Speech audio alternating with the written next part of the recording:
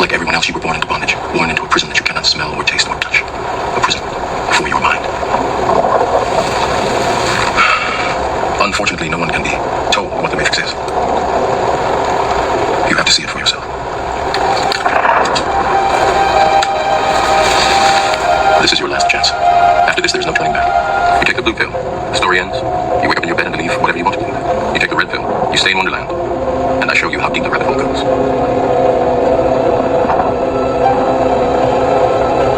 Remember, all I'm offering is the truth, nothing more.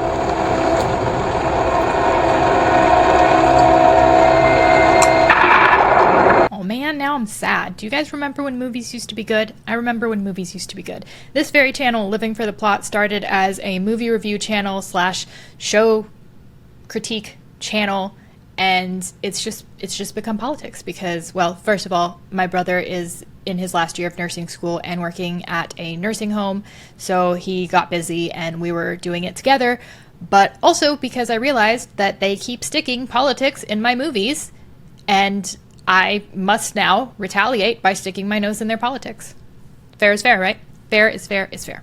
Okay, so today we're going to be showing a few different videos, the first of which is Konstantin from the podcast Trigonometry being interviewed by PragerU. In this clip, he discusses how the term political correctness is not new or original to America and how it's been used before, just in a slightly different way and by the Soviet Union.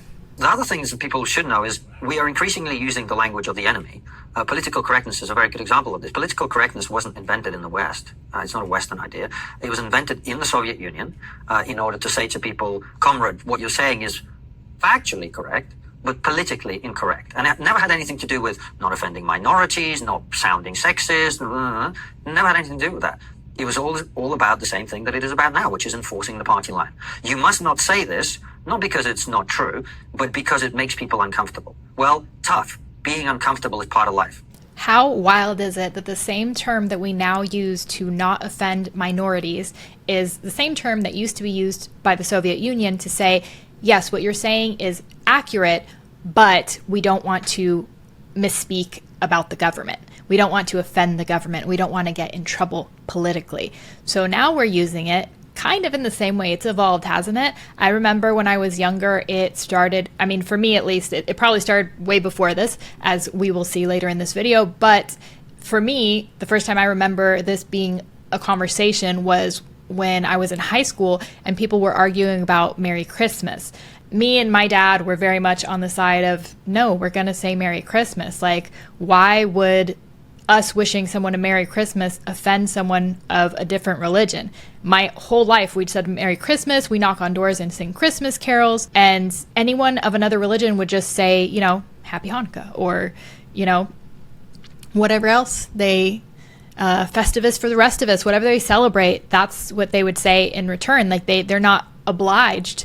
And actually, most of the time, I feel like while they weren't obliged, they would just say Merry Christmas because they know it's just like a kind, celebratory, hope you have a good day, hope you have a good whatever. You know, people would say it at the grocery store, and it became this huge thing. And even last Christmas, 2023, I saw a post still of people being like, we're not trying to take away your rights, with like basically acting like conservatives were pearl clutching as usual. They're always acting like we're pearl clutching. You know what I'm saying. By saying that we just don't want to offend anyone. It's all about inclusion. It's all about blah, blah, blah, blah. It's like funny when they use that term, they never intend to include Christians or conservatives.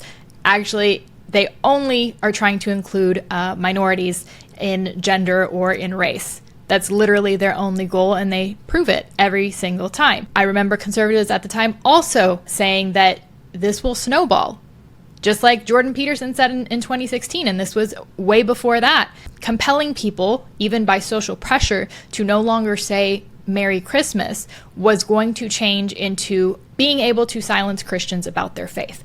And that type of thing is happening now in Australia, in the UK, probably here in America pretty soon. Every time we said, hey, this situation will snowball, you cannot do that, the Democrats go, no, that's not what we're doing, you're overreacting, and then it happens.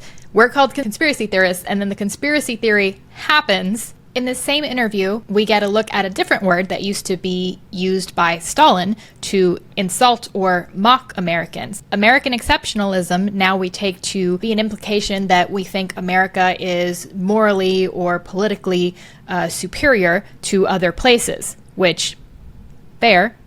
Tell me a place that's better, and I'll tell you how you're lying. This is how it used to be used by Stalin. Isn't that incredible that we adopted phraseology from communists? But it's not the only example. I mean, look, the phrase American exceptionalism, people use this all the time. Do you know where that comes from? No. It wasn't invented in America. It was Stalin who came. It was a phrase he used, and it meant that this American arrogance, that America wouldn't succumb to communism like other countries. Americans, they think they're better than everybody. Well, guess what? America is the most anti-communist country in the world by the way that it evolved and is designed. And America did withstand it, and it will continue to withstand it as long as we stop using the language and the ideas of the enemy and allowing our education system and various other institutions to be taken over by these people. American exceptionalism was used by Stalin as a type of mockery, basically mocking the fact that we thought we were too good to be taken over by communism, too good, too big, too important to be taken over by communism. Obviously, 2024, that doesn't seem to be the case, as Konstantin just mentioned that our academic institutions have been taken over, and we need to stop using the language of the enemy. Here's what Yuri Bezmenov said in 1984 about that exact same situation. But before I show the next clip, please be sure to leave me a thumbs up and a subscribe so that you can see more content like this. It takes from 15 to 20 years to demoralize a nation. Why that many years? Because this is the minimum number of years which requires to educate one generation of students in the country of your enemy, exposed to the ideology of the enemy. In other words, Marxist-Leninism ideology is being pumped into the soft heads of at least 3 generations of American students without being challenged or counterbalanced by the basic values of Americanism, American patriotism. The result you can see. Most of the people who graduated in the 60s, dropouts or half-baked intellectuals, are now occupying the positions of power in the government, civil service, business, mass media, educational system. You are stuck with them. You cannot get rid of them. They are contaminated. They are programmed to think and react to certain stimuli in a certain pattern. You cannot change their mind, even if you expose them to authentic information, even if you prove that white is white and black is black. You still cannot change the basic perception and the logic of behavior. In other words, these people, the process of demoralization is complete and irreversible. To get rid of society of these people, you need another 20 or 15 years to educate a new generation of patriotically minded and common sense people who would be acting in favor and in the interests of the United States society. Now, I want you to pay attention to what he said there. He said the language of the enemy was Leninist Marxist ideology, and that it's been pumped into the soft heads of our children in the American education system. He also said that after that's been accomplished, and he was saying this in 1984 and said that it's been happening since the 60s, it is now 2024, so I'd feel like we're in pretty deep at this point. He says once it reaches that point of demoralization, there's nothing you can say or do or show someone that's going to convince them that they've been lied to and shown propaganda for generations. But before you go too far down the black pill rabbit hole, I'll remind you that he also said a way out of it. He said that these things need to happen. This communist, Marxist, Leninist language needs to be put into the heads of our children without any significant pushback from basic American values or patriotism.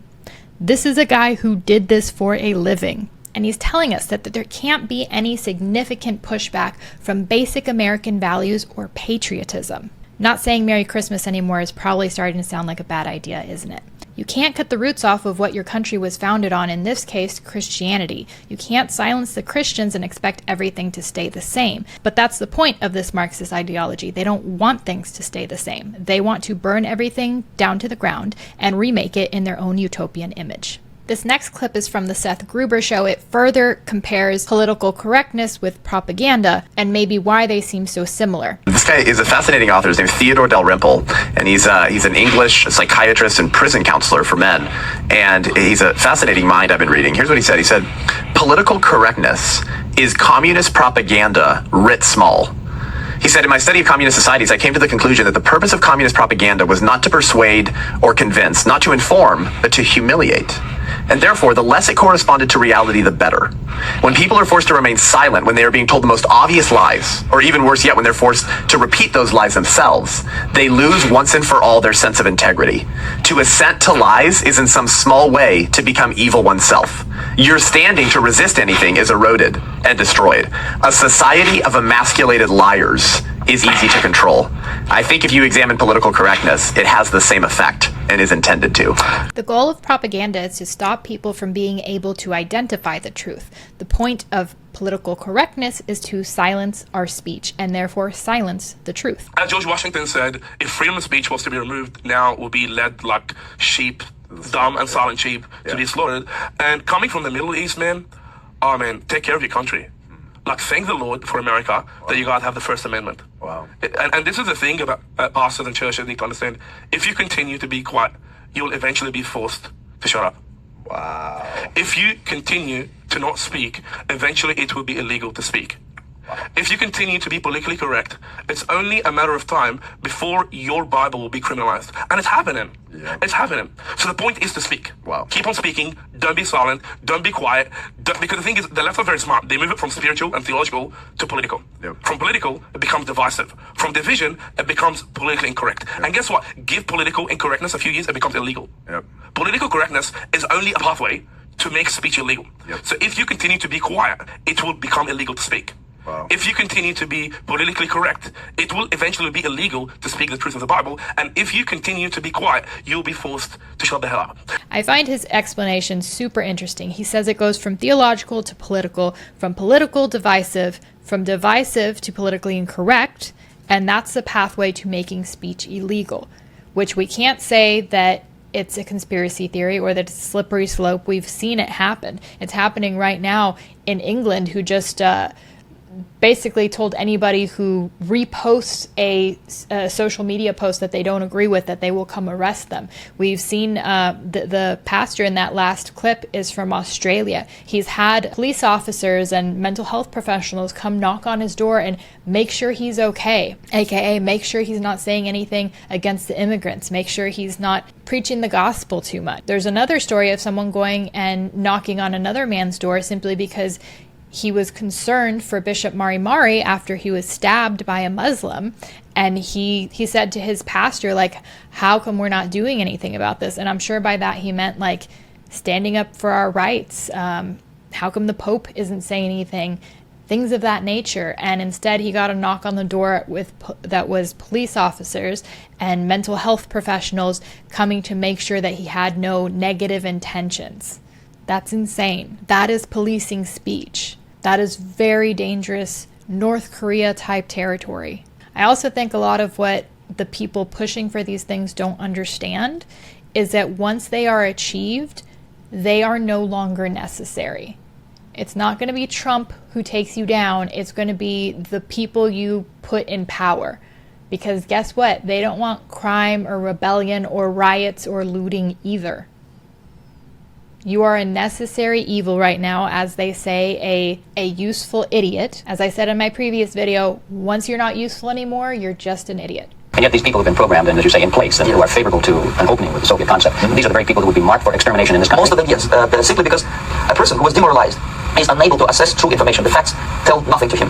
Even if I shower him with information, with authentic proof, with documents, with pictures, even if I take him by force to the Soviet Union and show him concentration camp, he will refuse to believe it until he's going to receive a kick in his fat bottom. When the military boot crashes him, then he will understand, but not before that. That's the tragic of the situation of demoralization. So basically, America is stuck with demoralization. And unless, even if you start right now, here, this minute, you start educating a new generation of America, it will still take you 15 to 20 years to turn the tide of ideological perception of reality back to normalcy and patriotism. Once again, Yuri Bezmenov takes things back to basic American values and patriotism. He says even if we stopped everything right now and were able to begin teaching these values and patriotism to our children again, it would still take a generation. It would still take 15 to 20 years to de-radicalize them, or I guess keep them from being radicalized by these Marxist ideologies, which is why it's so important right now for parents to parent.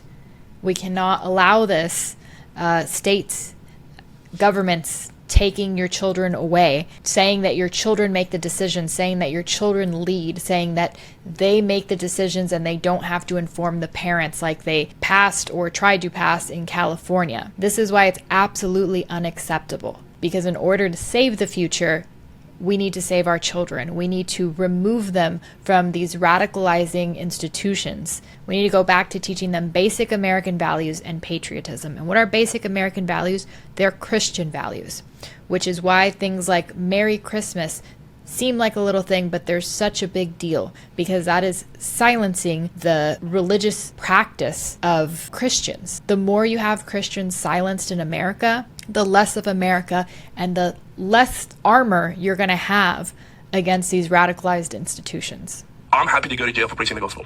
Yeah. I've made that decision. You can take me to jail for preaching the Bible. Yeah. You can. I'm happy to go to jail for defending the innocence of children. Yeah. I'm happy to go to jail for saving the next generation. I am happy to go to jail to see the next generation not cutting and butchering their body parts. I'm happy to go to jail for the unborn not dying. Yeah. If that's not what to go to jail for, what is? What is? What is? Yeah. For anyone who's paying attention, the psychological warfare has already begun. The radical capture of our children's minds has already begun. All these laws and bills trying to be passed to make it acceptable for Christians to compromise their values and accept things that are frankly unacceptable if you're a Christian. Speaking of which, please don't think that the church is a safe place either. A book just recently came out called Shepherds for Sale about how men the likes of George Soros have been investing money into the church so that they can get their messages passed along. Messages that lead to rainbow flags in churches and Christians thinking that abortion is a human right. And Christians thinking that we have rights at all besides the inalienable ones passed down from our Creator. We do need to fight, but we cannot despair. We have to pray and make sure that the person teaching your children what American values are is you. I hope you enjoyed this content. If you did, please be sure to leave a like and subscribe. Leave me a comment if you agree. If you disagree, I'd love to hear from you. See you guys next time, and thanks for watching.